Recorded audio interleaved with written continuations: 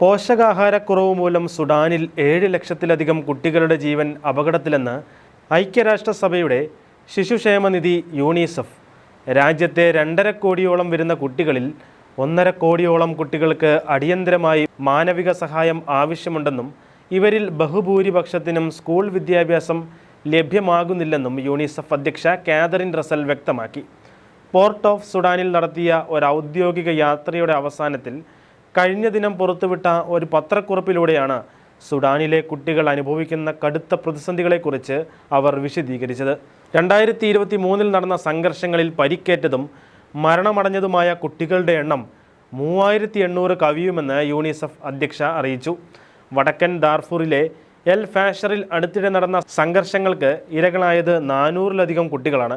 ജനനിബിഡ പ്രദേശങ്ങളിൽ സ്ഫോടക വസ്തുക്കൾ ഉപയോഗിച്ച് നടത്തുന്ന ആക്രമണങ്ങൾ മൂലം നിരവധി കുട്ടികളും അവരുടെ കുടുംബങ്ങളുമാണ് ഭീഷണിയിലാകുന്നതെന്നും യൂണിസെഫ് അധ്യക്ഷ വിവരിച്ചു. എൽ ഫാഷറിലുള്ള സൗദി മാതൃത്വ ആരോഗ്യ പരിപാലന കേന്ദ്രം ബോംബാക്രമണത്തിൽ തകർക്കപ്പെട്ടത് ഏതാനും ദിവസങ്ങൾക്ക് മുൻപാണ്.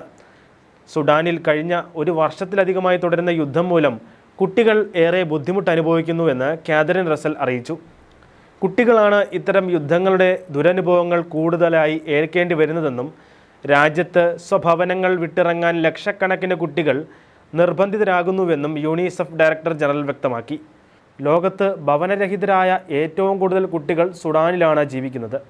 രാജ്യത്തെ കുട്ടികളുടെ ഭാവി സുരക്ഷിതമാക്കാനായി കുട്ടികൾക്കെതിരെയുള്ള അതിക്രമങ്ങൾ അവസാനിപ്പിക്കാൻ എല്ലാവരും തയ്യാറാകണമെന്നും നീണ്ടു നിൽക്കുന്ന സമാധാനം ഉറപ്പാക്കാനായി ഉടൻ വെടിനിർത്തൽ പ്രഖ്യാപിക്കണമെന്നും യൂണിസെഫ് ഇതിനകം തന്നെ ആവശ്യപ്പെട്ടു.